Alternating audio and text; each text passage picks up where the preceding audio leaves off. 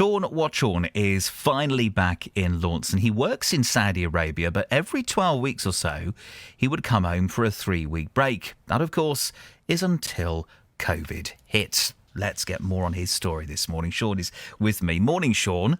Morning, James. How are you today? I'm good, thank you, and welcome back to Cornwall. Thank you very much.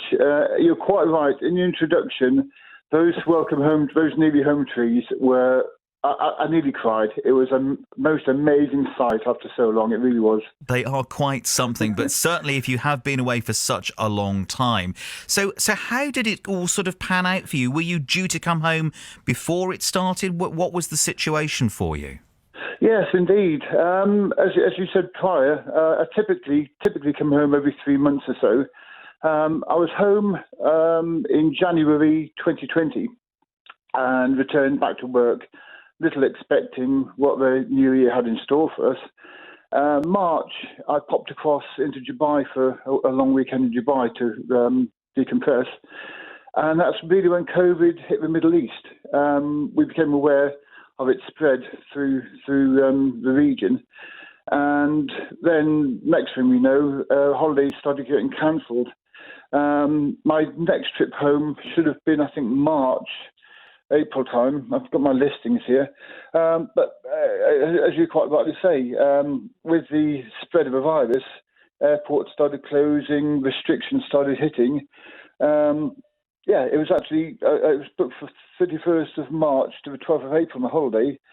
That couldn't happen, obviously. And then each time I tried, more hurdles and more restrictions. I've got to say, the Saudis have played a blinder. They really have. Safety first. They instigated a track and trace system, which really did work. They instigated the PPE and the masking, really did work. And finally, they've rolled out a vaccine system, a vaccine inoculation program.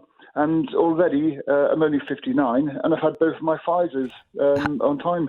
Have you really? Interesting then, both to watch from afar and now be back home and see the difference between the approaches. What have you noticed? Home, I've only been home a few hours. Literally? Oh, gosh, yeah, not much then in that case. I landed at Heathrow yesterday afternoon, and dear Mark from Launceston Taxis drove up to pick me up, which I'm going to bless him for. A really nice chap. We had a good chat on the way back down home. And at Heathrow, as you expect, at Heathrow immigration, everybody masked up, and a lot of travellers look quite worried about what to expect. Heathrow itself was quite empty, more empty than I've ever seen it before. Mark and I, we both wore our masks in the car, quite rightly so, because I've got to isolate now. Despite having a negative PCR. Here in town, I've not been out the flat. I've not been downtown yet, so it's hard to really judge any changes.